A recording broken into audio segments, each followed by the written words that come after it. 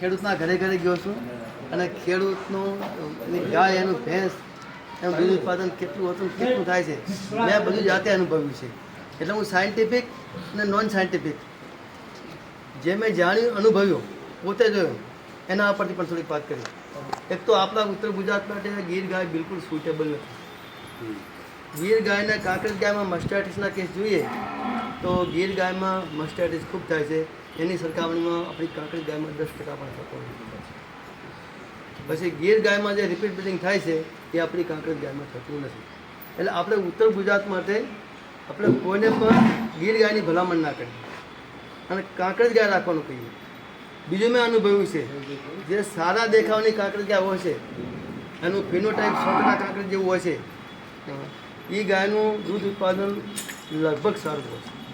હવે એની માત બાપ આપણે ગમે તે આપણે ખબર નથી હોતી કોઈ રબારી પાસે કે ઓલો હોય એટલે એના બાપની માનું દૂધ ઉત્પાદન કેટલું હતું. એટલે સારી ઓલાદના મતલબ ઓરિજિનલ ફિનોટિપિક જે નંદી હશે એની વાસળી આવશે એનું દૂધ ઉત્પાદન હંમેશા સારું હશે. ભલે એની પાસે લેખિત માહિતી હોય કે ન હોય. મારી પાસે એવા મિત્રો છે કાંકરેજ ગાય રાખનારા કે એમની ગાયનું દૂધ ઉત્પાદન એ કચ્છમાંથી ખરીદી લાયા ત્યારે 5 લીટર હતું એક ટાઈમનું. એમને ત્યાં લાવ્યા પછી બીજા વર્ષે 9 થી 12 લીટર દૂધ આપવા માંડ્યું. એ ખાલી મેનેજમેન્ટ ફેર નાખે એ જ ગાય. એટલે આપણી ગીર ગાય આપણી કાંકરેજ ગાયમાં દૂધ દેવાની ખૂબ તાકાત છે.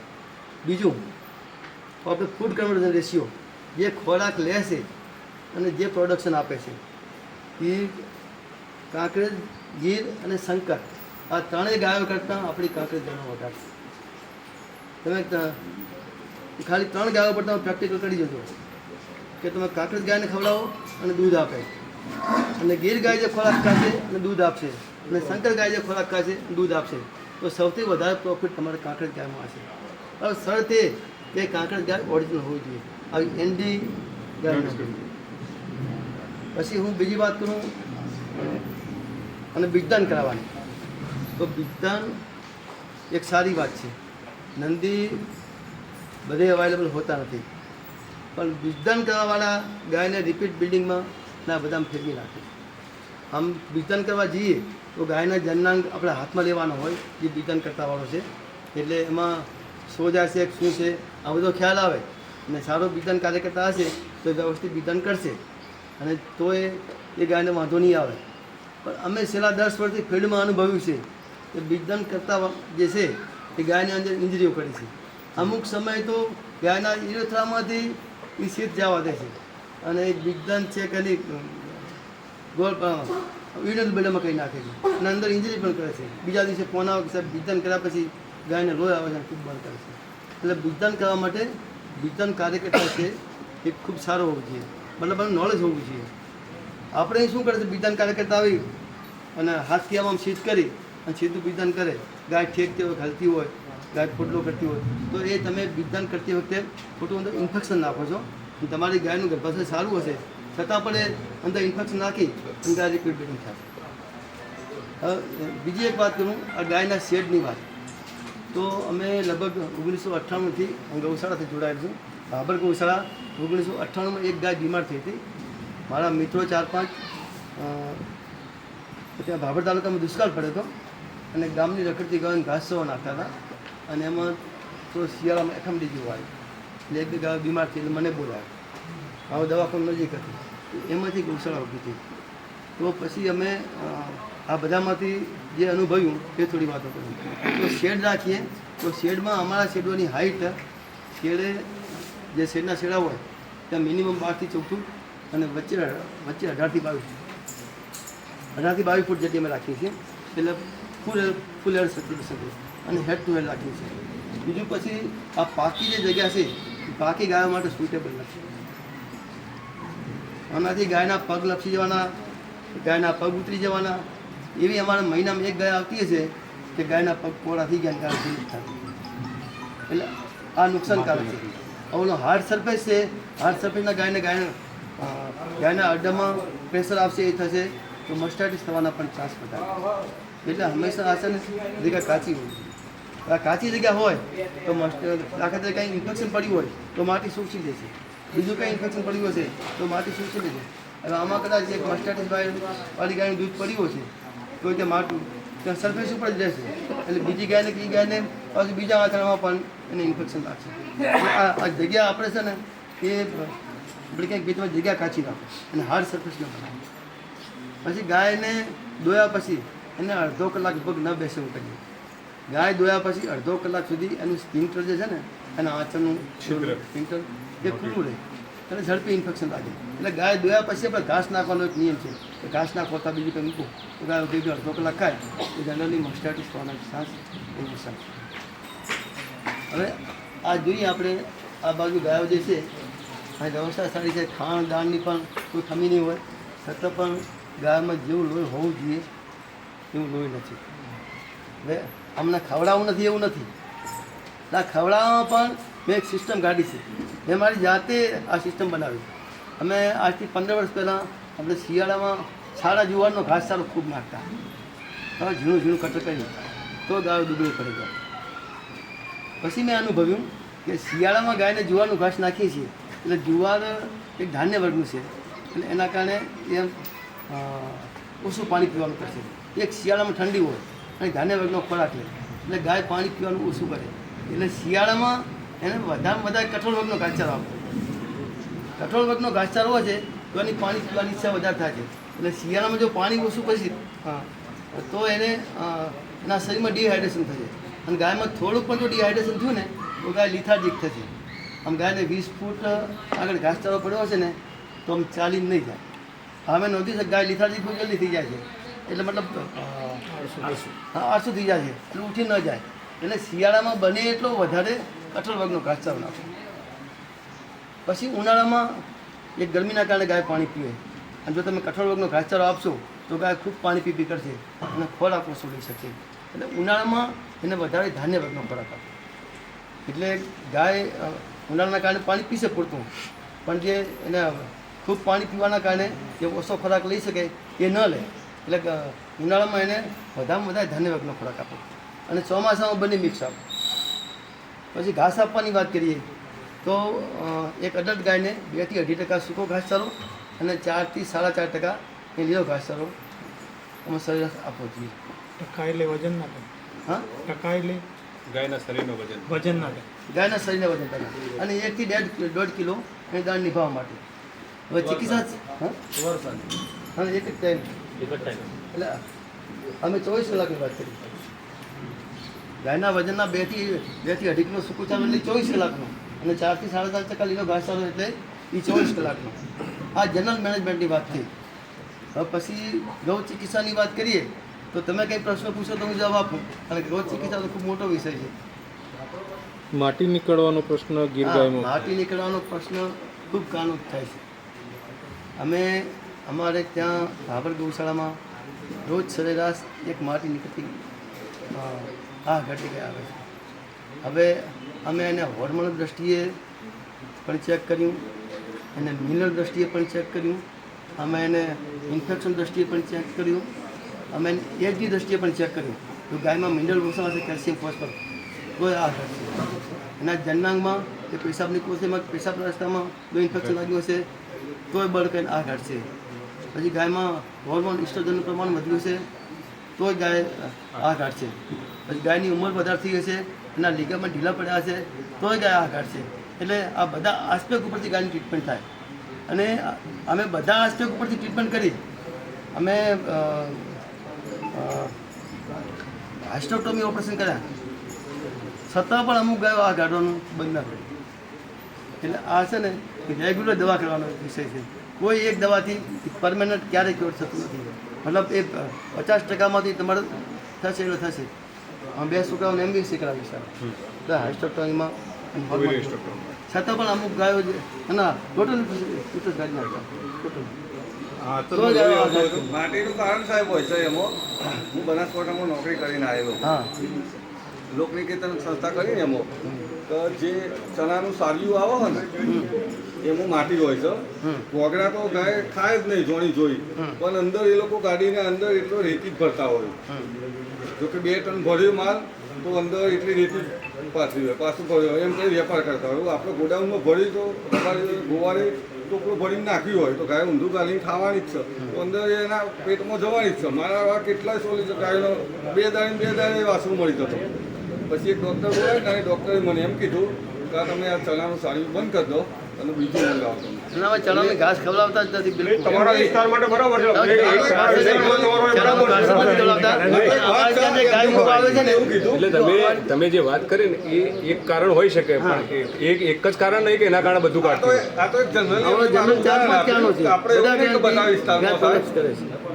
આમાં દેશી ઇલાજ માટે તમારે કરવું હોય ને તો જેમ સાહેબે કીધું કે 3-4 કારણો કીધા એ પૈકી ધારો કે યવાના છેલ્લા તબક્કામાં એને કેલ્શિયમ ફોસ્ફરસ બે બેલેન્સમાં આપવું હોય એકલું કેલ્શિયમ વધારે આપશો તો એ પાછું પૂઠું કાઢશે એટલે કેલ્શિયમ ફોસ્ફરસ બંને હોય એવું કોઈ પણ મિનરલ મિક્સર પાવડર તમે ખવડાવી શકો પછી આપણે દેશી ઇલાજમાં ઘરના આપણે અડદ ખવડાતો હોય અડદમાં પણ કુદરતી કેલ્શિયમ હોય મેથી ખવડાવીએ એમાં પણ કુદરતી કેલ્શિયમ હોય તો એ આપો તો છેલ્લા 15-20 દિવસ સુધી તબક્કા ઓછું કાઢે બીજું કે ઢાળવાળી જગ્યા હોય ધારો કે આપણે આમ સ્લોપ હોય પાછળની દિશામાં સ્લોપ હોય તો આ જલ્દી કાઢે તો એને કાચા ખીલા બાંધી અને આગળ ખાડો હોય ને પાછળ ઊંચું રહે એમાં બાંધીએ તોય ફરક પડે પછી બીજું કે ટેન્ડન લિગામેન્ટ ઢીલા થયા તો ટેન્ડન ટાઈટ કરવા માટે બીજો કોઈ રસ્તો જ નહીં કે એક્સરસાઇઝ તો ગાય માતા થોડી ખુલ્લી રહે તો એક્સરસાઇઝ મળે એક ખીલે તમે ઘણી જગ્યાએ જોજો સાહેબે હાલ વાત કરી કે એક જગ્યાએ આખું 2 વર્ષ નીકળી ગયા હોય એથી છોડી કારણ કે એ પશુપાલકને ડર લાગતી હોય ને ભાગ્યાન ટાઈમ ના હોય એથી તમે કમસે કમ હવાડો થોડો 10 ફૂટ દૂર રાખો ને સવાર સાંજ એને કમસે કમ 2 થી 3 વાર પીવા માટે બી છોડશો ને તમે તો એ સ્નાયુને એક્સરસાઇઝ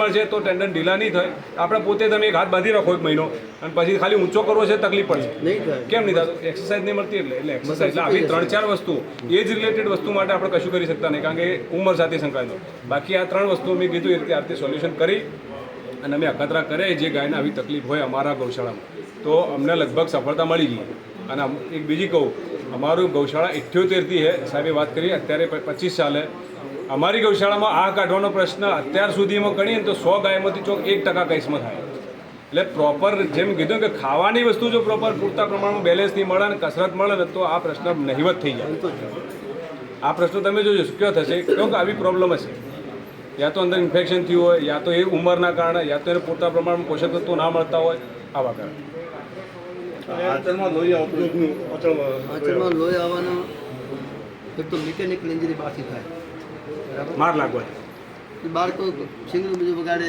અથવા એ કાઠી જમીનમાં હોય તો બેસે તો મિકેનિકલ ઇન્જરી બીજું છે અંદર ઇન્ફેક્શન લાગ્યું હોય પછી ત્રીજું છે કે ગાય પેલિયાત હોય અથવા બીજા વેતરમાં હોય તો જ્યારે ગાય દૂધ ન આપતી હોય ત્યારે ત્યાં બ્લડ ફ્લો ઓછો હોય પછી ગાય વિયાવતાનો છેલ્લો સમય આવે ને એટલે બ્લડ ફ્લો એકદમ વધી જાય બ્લડ ફ્લો એકદમ વધે એટલે જે અંદરની ઝીણી કેપિલરી જે છે બાલ જેવી એ નાની blood flow ના કારણે તૂટી જાય અને એના કારણે બ્લડ આવે એટલે 3 કારણોથી બ્લડ આવે. એક ચોથું ફોસ્ફરસની ઉણપના કારણે પણ દૂધ ખૂન આવે તો ઉપચારમાં જેમ તમે બોલો અને બીજી એક એને ક્રોનિક ટિપ્નોસોમનેસિસ હોય તો પણ બ્લડમાં મિલ્ક આવે છે અમે વારંવાર ટ્રીટમેન્ટ કર્યા પછી ન મટ્યું તો અમે ચેક કર્યું તો ક્રોનિક ટિપ્નોસોમનેસિસ હતો એને ટ્રાયપીન આપ્યા પછી એને ટ્રિપેનોઝોમાની એ સબસિક્વન્ટ ઇફેક્ટ તો એ કેલ્શિયમ ફોસ્ફરસ અને ગ્લુકોઝ ડાઉન થાય પેલા લઈ જાય પેરાસાઇટ્સ એ બધું ખાઈ જાય અંદર કેળો ખવડાવવા માટે કે પણ અને સારવાર જો મિકેનિકલ મતલબ માર લાગી જાય. બધામાં સારવાર અલગ અલગ છે કે ડૉક્ટરને બોલાવી તમારે સારવાર કરવી.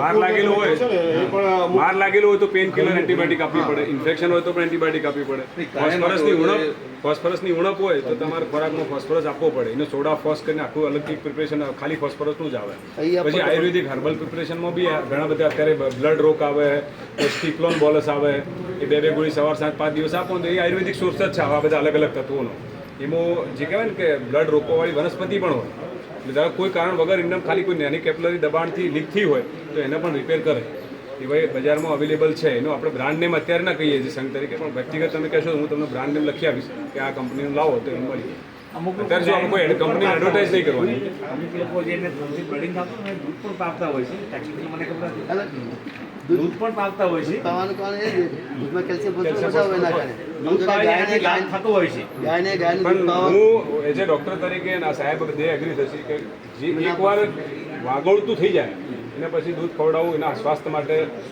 હાનિકારક છે. કારણ કે દૂધ ફાયદો નહીં, પણ કોશિશ હાનિકારક. કરશે મતલબ 3-4 દૂધ એના કોશિશ કરશે અમે બી મોટી થયા પછી આ તો કીધું ને કે ગાય દૂધ આપતી જ ગાય છે. હવે એના થનમાં દૂધ લોહી આવે છે તો આપણે એને દૂધ ખવડાવીએ.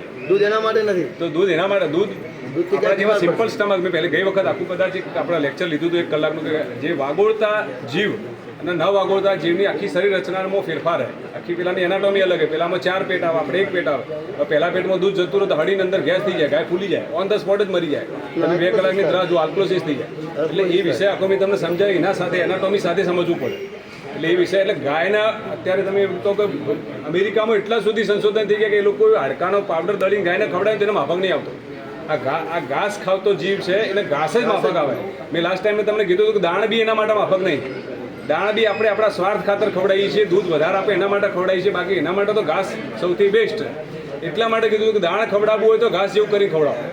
જેમ સાહેબે કીધું 7 કિલો ખવડાવો, 7 કિલો તમે ગાયને ખવડાવશો તો એને ઇનડાઇજેશનની સમસ્યા થશે જ. પણ એમાં જેવું 3 કિલો લીધું તો 3 કિલોના ભેગું 1.5 કિલો બી સૂકો ઘાસ ભેળવી દેશો ને તમે, પૂરેપૂરું બી મુક્તિ વગર ભેળવી દેશો તો એ ગાય વાગોળ છે, એના પેટમાં ગરબડ નહીં થાય.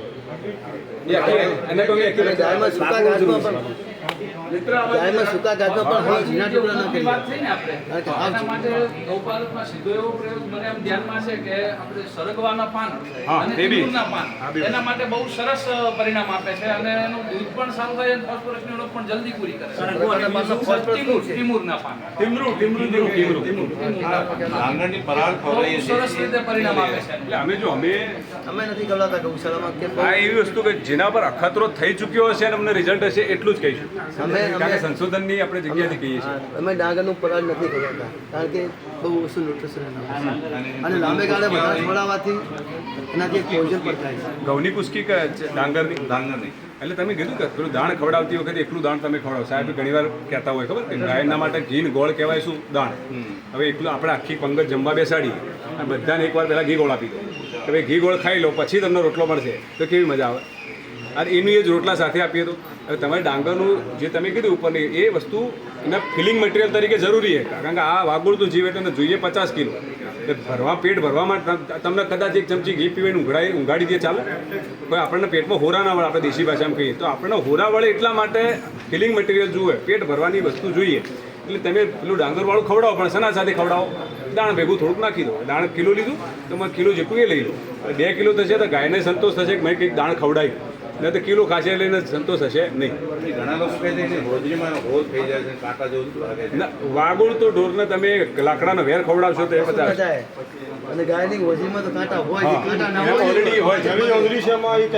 કાંટા મેં તમને રચના આખી બતાવી હતી ખબર ગઈ વખતે કે પહેલા પેટની કેવી રચના હોય, બીજા પેટની કેવી રચના હોય, ત્રીજા પેટની કેવી રચના હોય, ચોથા પેટની કેવી રચના હોય. એ રચના સાથે મેં તમને સમજાવી. ગાયની ઓજીના કાંટા ડિસેપ્રેટ થઈ ગયા મતલબ ગાયનું પેટ બગડ્યું, કાંટા જોઈએ જ અંદર અને ત્યારે જ જ્યારે આ બધું ઘાસ ખાય તો એકલું દાણ ખાય એટલે ધીરે ધીરે ઓછા થતા જાય. ઓછા થઈ ગયા. અમારે ત્યાં ગાયો આવે છે શહેરમાંથી કોઈ વાંધો નથી. શહેરમાંથી પાંચિંગ વાળી ગાયો આવે છે એનામાં પેપરી હોતી જ હોય નથી. ને. તમારે આખું ઓછું થઈ ગયું જેમાં કોઈ પોષક તત્વો નથી એવો ધારો કે ઘઉંનું હુંચેલ કીધું કે તમે ચોખાનું પરાળ કીધું, આવી બધી વસ્તુઓ ફિલિંગ મટીરિયલમાં વાપરે કે ભાઈ આપણે ગાયના 20 કિલો તો દિવસનું ખવડાવવું જ છે. હવે આપણે સારું દાણ બી ખવડાવ્યું 3 કિલો, લીલો ચારો બી સારો ખવડાવે, સૂકો ચારામાં જુવાર બાજરીના પૂળા બી થોડા આપે, પણ બધું થઈને આપણે ખવડાવ્યું 15 કિલો તો 5 કિલોની ગેપ તો પૂરી કરવી પડશે ને. આપણે નહીં સાંજે ખીચડી દૂધ થોડું પી લે કેમ પેટ ભરાય તો આપણને ઊંઘ આવે. મિક્સમાં આપીએ તો વાંધો નથી. જો ચીકીના બીજા કોઈ પ્રશ્ન હોય તો સાયલેજ સારું કે ચાલવા પૂરતું જ? સાયલેજ જો લીલા ચારાનો ઓપ્શન નથી, લીલો ચારો તાજો ઉપલબ્ધ હોય તો સૌથી બેસ્ટ, ના હોય તો પછી બીજા ઓપ્શન તરીકે એનો ઉપયોગ કરી શકે. એ અથાણું ના ના એ તો ખબર પણ તાજી બીજા કેરી ખાઓ કે option અથાણું ખાઓ બેમાંથી કયો લાભ વધારે મળે? કાચી કેરી. બિલકુલ લીલું ન હોય ને તમે આપો ને તો એનાથી જે રૂમેનના આપણા તકલીફ આપણા ગુજરાતમાં સૌથી મોટી તકલીફ શું એ તમને કહું કે આપણું જે પણ સાયલેજ છે એ મોટા ભાગનું પંજાબથી આવે એટલે બહુ ડેન્જર છે આગળ. કારણ કે એ તો નકરું યુરિયા ડીએપી પેસ્ટિસાઇડ્સમાંથી આવે જ છે. અને એ પાછી ક્વોલિટી સારી હોય કારણ કે એ લોકોને બનાવવાની પ્રોસિજર બહુ લાર્જ સ્કેલ હોય એટલે ગોળની રસી મિનરલ મિક્સર બધું જ નાખે ટેસ્ટી હોય એ ગાય ખાય ખરી પણ તકલીફો થાય લોબા ટાઈમે થાય પણ મોટાભાગનું આવે છે પંજાબથી એટલે જો દવા કેમિકલ યુરિયા આપણા કરતો 4 ગણું વપરાય સમજી લો તમને ખબર અનુભવ કારણ કે તેની જમીનની પરત જ એવી થઈ ગઈ કે આપણા જેટલું યુરિયા ડીપી નાખીએ તો ઉત્પાદન કશું ના મળે